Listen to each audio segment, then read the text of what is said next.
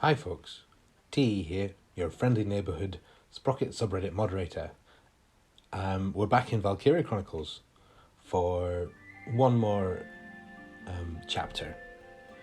Why? I mean, you've all seen by now Lego Doodle All 9A's challenge. Many of you have even submitted entries already, and the 3 videos I've already done on this are surely enough to introduce you to the concept of the game and the universe that it's set in, right?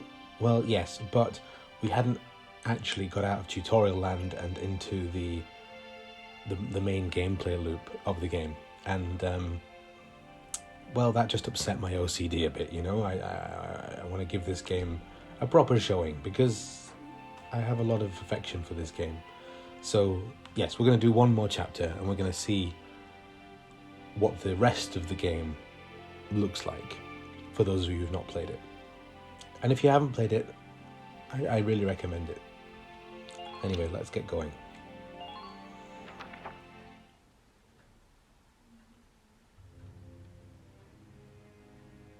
In March of 1935, the Empire began its invasion across Gallia's eastern border. Oh, I have to actually press space. Maximilian, commander of the Gallian invasion front, built his army around mobile armor. Ghirlandaio and the other fortresses along the border fell to his tanks in quick succession. Bruhl's fall in under 2 hours was typical of villages in the Empire's path, and the road to the capital bore a steady flow of refugees. Sound familiar? Randgries, Gallia's capital, a town secure and stable since ancient times. Within its walls stood the castle Randgries, and within its unicorn spire resided Cordelia, Gallia's princess.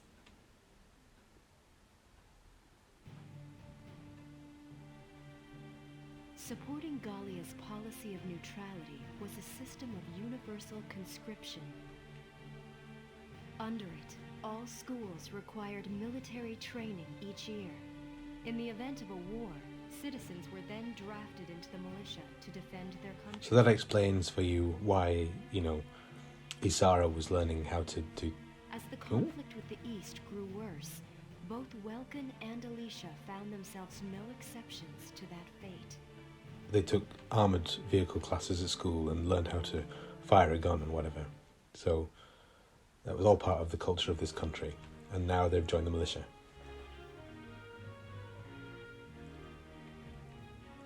So these are my new digs. Oh, my uniform. I should get changed before reporting in. Better get ready now. Countries in this universe don't go in for the whole camouflage nonsense. At least not with the uniforms. It's more along the Napoleonic era of inspirational national colours.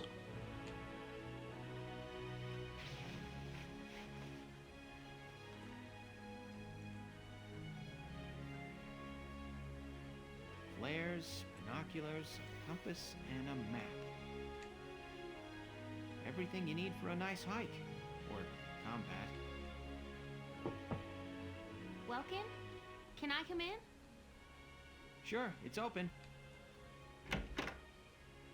Oh, you're already changed too. Let's see. Not bad, not bad. You look good, actually. So, how about me? Do I look all right in this? Convincing? Let's take a look. Yeah, you look fine. You wear it like a pro. Really? You're not just saying that? Of course not. You look tough. I like it. Oh, good. I was worried it looked kind of silly. No way. That plating on the back? It's like a coleopterate exoskeleton. Beetle-tastic. Oh, Welkin. Take a drink, by the way, if you're doing the drinking game.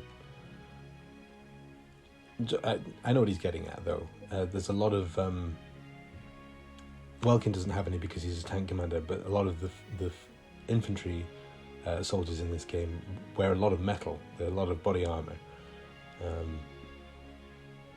I'm not sure how helpful it would be. You need quite a lot to stop a bullet, but anyway, it's a look, it's an aesthetic. Kolya what? And did you just say beetle? Yeah, maybe not the best, not the best way to encourage a girl, Welkin. Welkin? What kind of girl wants to hear that she looks like a bug? Huh? Not just any bug. A rhinoceros beetle. King of the insects. Who wouldn't want that? Somebody get the man a shovel. Huh. I guess I'll just try to take that as a very Welkin sort of compliment. You'll get used to the militia. Tell me about that scarf. You've been wearing it since I met you. Oh, this? It's part of my uniform from the bakery. Is that right? I don't want to forget the time I spent busting my buns baking. I plan to keep wearing it until I can get back to manning the ovens again. That's great. Once you do, I'll be first in line to get some of that bread. Is that a promise? Well, I'll be sure to have plenty of it ready and waiting for you. Absolutely. Hey, if you're ready, we should probably go see the captain now. Alright. Time to meet our captain. Squad 7 is born.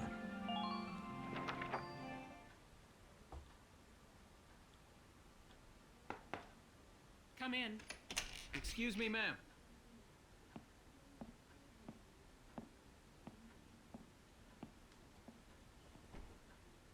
Gallian Militia enlistee Welkin Gunther, reporting for duty.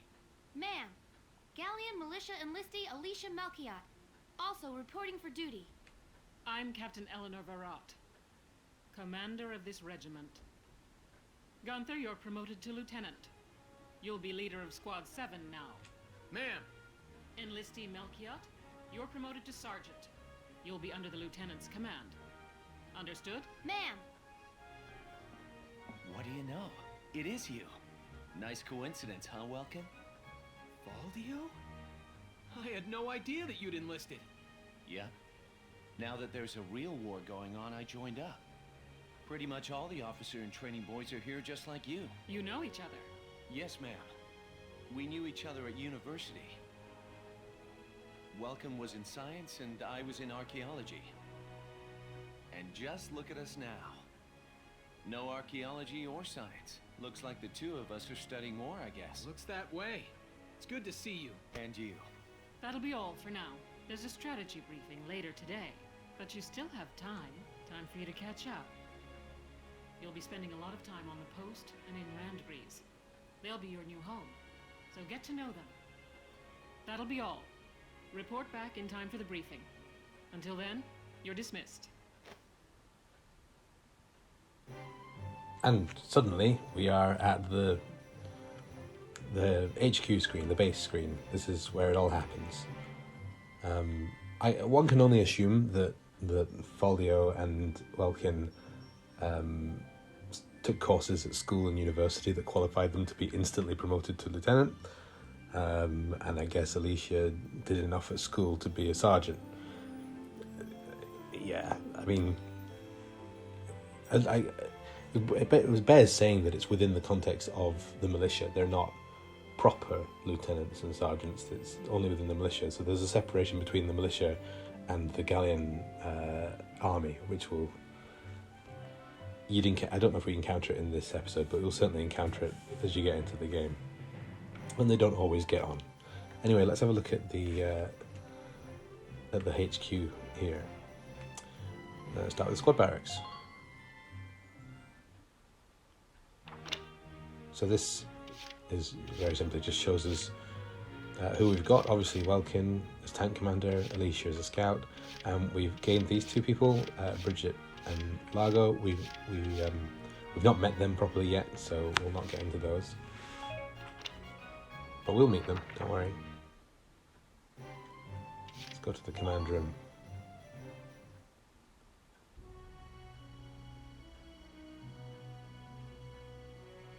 It's good to see you doing the rounds. Welcome. This is the command room. Use it to structure your squad. You will have access to both drafted and volunteer recruits. Now that I think of it, Squad 7 is still short on soldiers, isn't it? Yeah, 4's not very many. I'll explain how this works. This is the master list. The recruits have all been assigned classes based on their talents. I should probably touch on the 5 classes, just so we're clear. First off, you have the scouts. Just like the name suggests, they'll be your eyes. Their best asset is their mobility. They can go out, collect intel, then make it back safely. That, and a keen eye for enemies. A good scout can spot a man in tall grass from 100 yards. That comes at the price of firepower. Their job is spotting enemies, not taking them out. Next up, the shock trooper. They're the ones to break through enemy lines and clean up. They offer excellent offense and defense. As far as combat goes, they're as good as it gets. While they lack any specialized techniques, they also don't have any obvious shortcomings. Think of them as the least finicky unit in your squad, Lieutenant. After them, we have Lancers, then anti-tank units. They're critical when facing armored targets. Their purpose is pretty self-explanatory. In most cases, they're the only way to stop a tank. Sorry, ma'am. We also have a tank of our own. They're also well shielded from explosives, which conveniently includes tank mortars. Very convenient. Sadly, they're slow and weak to gunfire. Their limited ammo could also be called a drawback. Changing gears, we have the engineers. They handle supplies and perform combat support. They can restock other units' ammunitions, treat the wounded, even repair tanks on site.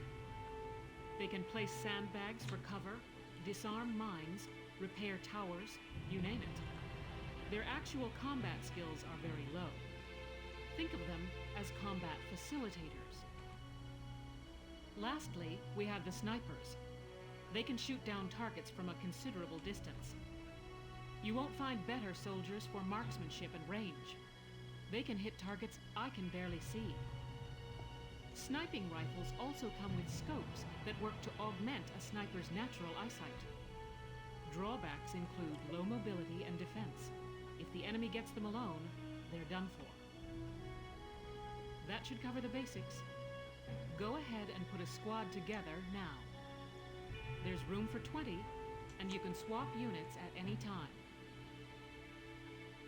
So here we go. This is our putting our squad together. Now, you can see we've got all different classes by the symbols on the left, and everyone is a character.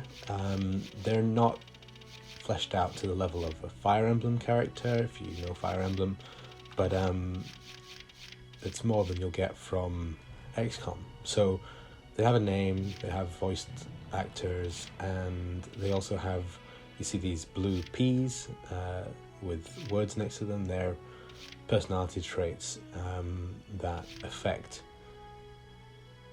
well, they give them some personality, but they also affect the way that they play in the game. Potentials, that's what they're called. You also see here, like Juno here likes Welkin, Aisha and Catherine. That means that when she's near Welkin, Aisha or Catherine on the battlefield, she'll get some buffs. So it's not as simple as just, I want 5 of each kind of unit or whatever. If you're wanting to optimize, then you want people that are going to play nice together. So, I mean, Herm is here, he's kind of, you know, he doesn't like anybody, but he doesn't dislike anybody either, because that's the other thing. You end up, some of the potentials are like, they hate one of the other characters for reasons. Anyway, let's recruit some people. So what I try to do is I try to find people that at least like our main characters. So Welkin, Alicia, Rosie and Largo are again, as I say, we've not met Rosie and Largo yet, we will, but they're usually like obligatory deploy along with Alicia and Welkin, who absolutely are obligatory. So you might as well get people that play nice with them. So who have we got here? Oh, so Noshe, we'll have him because he likes Alicia. I'm Noche Wordsworth. Aye. And he's a scout, and scouts are good. So now we could also pick anybody that likes Noche as well. We'll have Juno, because she likes Welkin. Corin, reporting for duty. Looks like I'll be joining you in Squad 7. Welcome. Cherry, she likes Rosie. Again, another scout, so yeah, let's go with that. I'm Cherry Steinen, like with a J. It's silent, but, I'm not. Good for you. Anyone else who likes anybody we've already got? Oh, he likes Cherry as well. I kind of don't want a chain of likes. I'd like some sort of mutual liking going on. We've got enough scouts. That's enough. 4 scouts is definitely enough scouts. We're not nearly going to use all of these.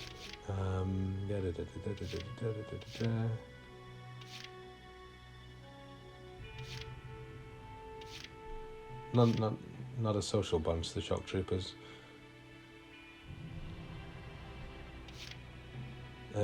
We have to have Edie. She's useless, but she has her own DLC. She was like super popular in Japan. I'm Edie Nelson. Perhaps you've heard of me. I'm sure we'll get along swimmingly.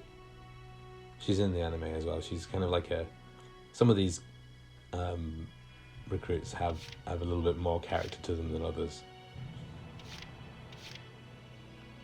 Jan's a great lancer and likes Largo. Hey, soldier! I'm Jan Walker. I'll fight with everything I've got. And as I said, an interesting character, a little bit more character than most.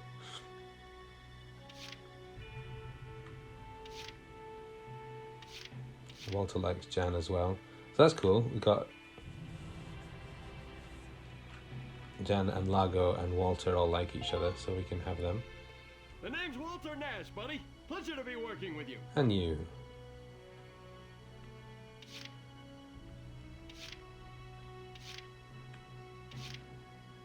Okay, he likes Noche.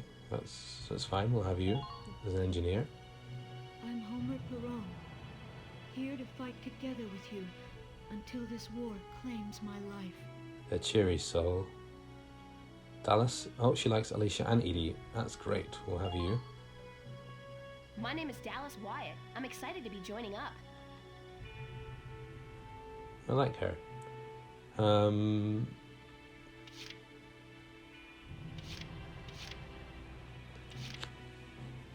Okay, snipers. Well, they don't really like anybody we've got, but we'll take them both. Hey, I'm Oscar Baylor. Thanks for taking me on board. My name is Cesare Regard, and I'll handle things my own way, thank you. You mean you'll pay no regard to me? Haha. Okay, how are we doing? 7 slots. We really don't have enough shock troopers. So we got a few more people now. We got him. He likes Cesare, who we've just hired. He likes Edie. She doesn't like anybody, but she's a metalhead. I'll have her. I'm Wendy Cheslock. Kaboom. She sounds safe.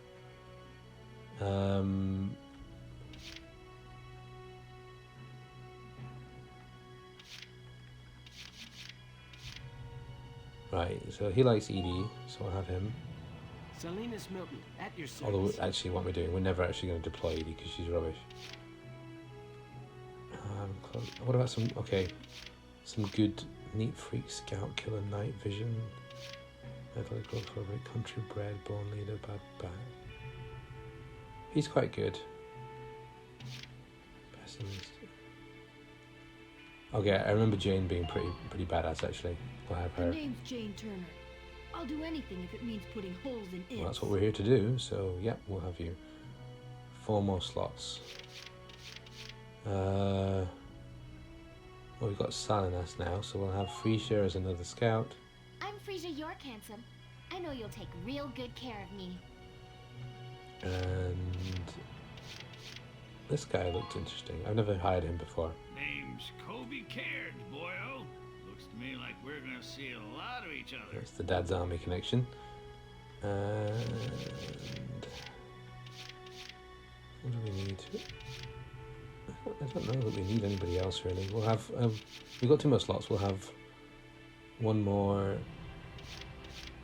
These guys don't like anybody. Let's have a look at your skills. City Kid, Lone Wolf, Camp Defender, Child of Nature, Darks and Hater, Night Blind. These guys are rubbish. Desert Allergy, Darks and Hater, Neat Freak, Camp Defender, Scout Hater. None of them are particularly good. This guy's probably the best of them. I'm Niels Darden. I'll see you on the field. Ooh. All business.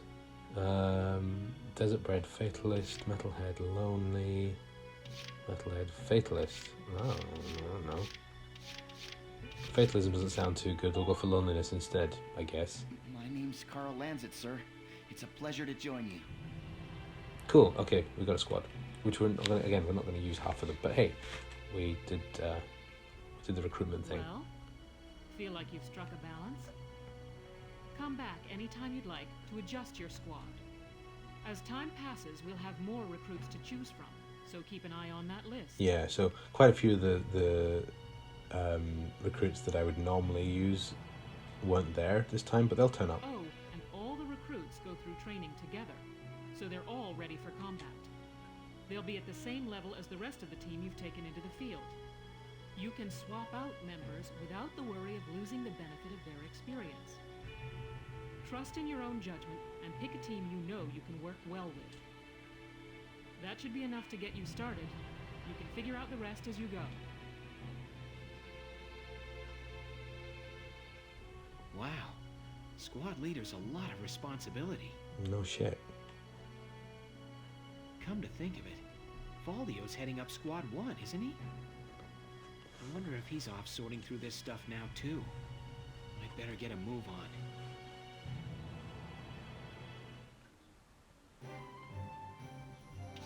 Okay, let's have a look at the training field.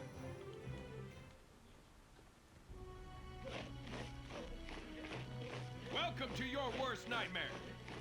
I'm the guy who's gonna whip you lazy blobs into shape. Still, I can't work miracles here. No amount of drilling beats real combat experience. It's a hell of an eye patch.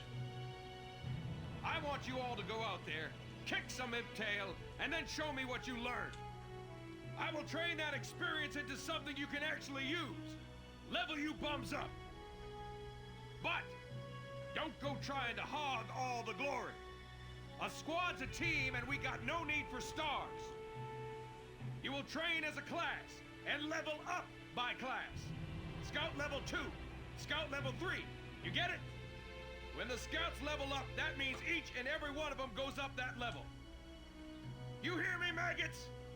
Any of you think he's better than the rest of the team, go home now! All right. Now I'll show you lowlights how this whole thing actually works. It ain't complicated. First you go out there and fight, then divvy up that experience here. Once the experience you cram into a soldier class clears a set amount, it'll level up. Picking which class to level up and when is your job as the squad leader. Now give it a go. Train all you want. I've got all day. Alright, so yeah, as you said, like, your unit classes level up altogether, so you don't need to worry about using each individual recruit. I can't really explain it any better than he did. Basically, you just want to level up your scouts all the time. No, we will level up the others as well. Da-da-da. Good work, maggots! You're one level closer to human. Ah, no. Did that wrong. Bite the bullet! No pain, no gain!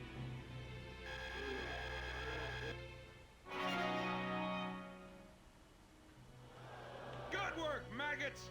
You're one level closer to human. And anyway, yeah, so I forgot, you can do multiple at once.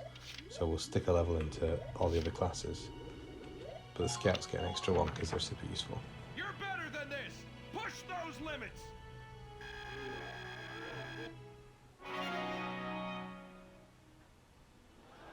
Good work, maggots! You're one level closer to human. Looks like that session beat a new potential out of the Lancers.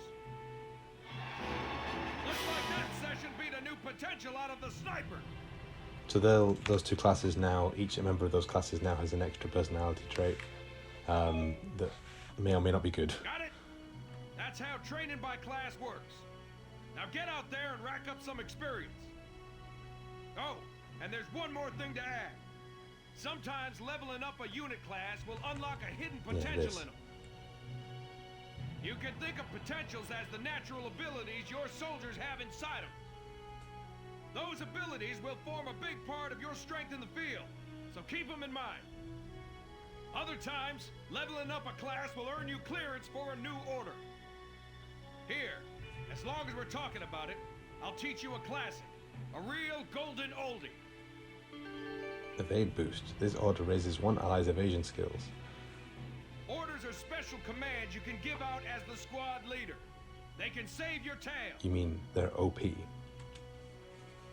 It doesn't take a genius to see that leveling up your soldiers is the best way to beef up your squad.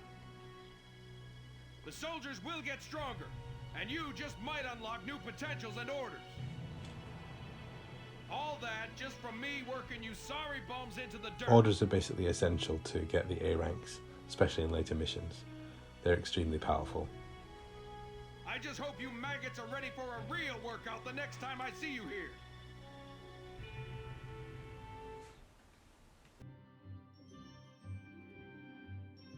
Okay, now to the R&D facility. This is going to be quite a long video. Welcome to R&D, man. What can I do you for? Wait, I know that insignia. You're Lieutenant Gunther, aren't you? I knew it! Man, I've heard about you. That evacuation at Brule was just... wow! Protecting a tiny life in the middle of all that slaughter? Man! Oh, Lieutenant, you're good people.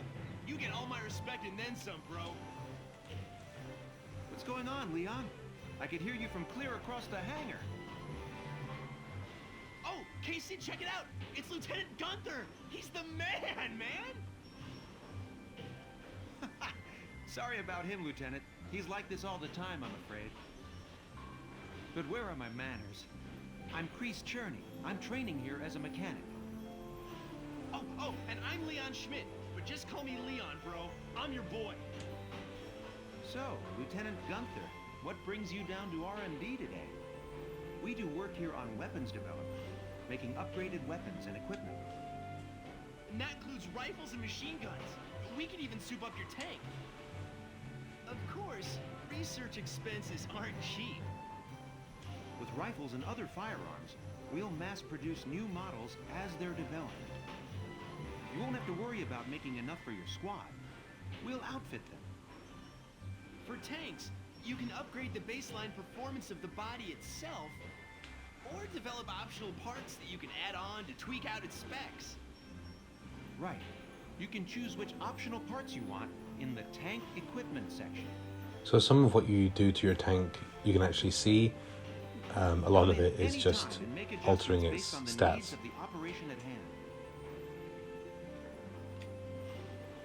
About outfitting tanks. Development work on tanks happens in the form of body enhancements, tread and weak point improvements, and attack support. Body enhancements mostly reinforce the gun barrel and body armor to improve its base stats. Tanks will automatically be given the best body type you have developed. You decide whether to favor attack or defense, and altering body types gives your tank a different outward appearance. And as I said, improvements to the treads and weak point and attack support take the form of parts that can be added to tanks to enhance their abilities. Each part has a set size in blocks. You decide how to fill the 4x3 block storage capacity in the Edelweiss. Pick the optional parts that best fit your own personal combat style. Alright, well, since we're all about tanks, let's look at the tank first. Here's the Edelweiss. And I mean, it starts off the war being incredibly powerful for its day, but we're going to make it even better. So this is as the 4x3 grid, and if we developed parts, we'd have to try and fit them in there.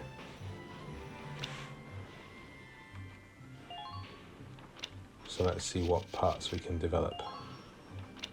Body enhancements, reinforced barrel, adds a barrel protector, reinforce the armor, more frontal armor. So armor's kind of weird in this game. It's basically just it's damage cut. Research is expensive, definitely. But these are always worth having. Accuracy, like the most valuable thing you can have on your tank, I think, is accuracy. So let's get that in there straight away.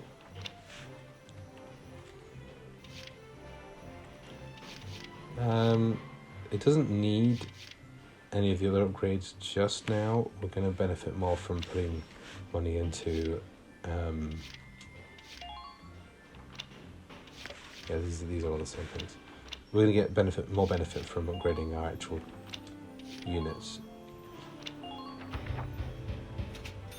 All set for you, bro. It's done. Better rifle.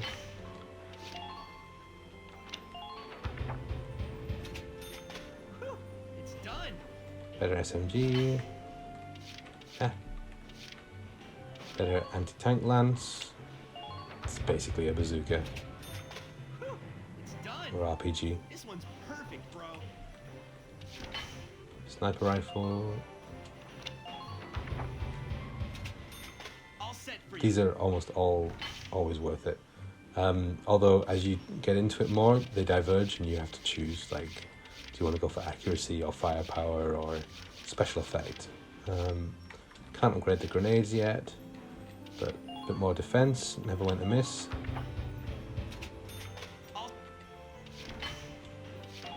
That's one for the scouts and shock troopers and engineers, and another one for the lancers. That's blast proof. So we've got 2,000 left. Well, yeah, we can spend that on the Edelweiss. 1,500, 1,200, 1,000. We can only get one thing, I think. Yeah, so, well, let's go for more frontal armor, because that was never not a good thing. It's done. This one's perfect, bro. Okay, that's all we have money for, so we'll get out of here. Well, sir, was that helpful? Yes, indeed. We're working here around the clock to make possible tomorrow what's out of reach today. Come again a little later. We'll do our best to have something useful for you by then. You mean these things aren't useful? Yeah, you better come back soon, bro. I am all fired up to work on stuff for you.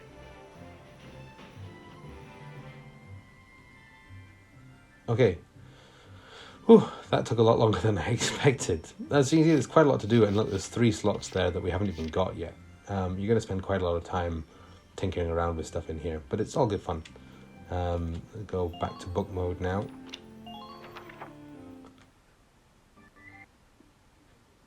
Oh. And the game crashed. And we didn't save.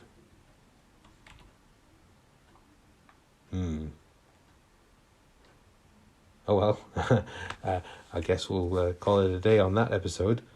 Awkward.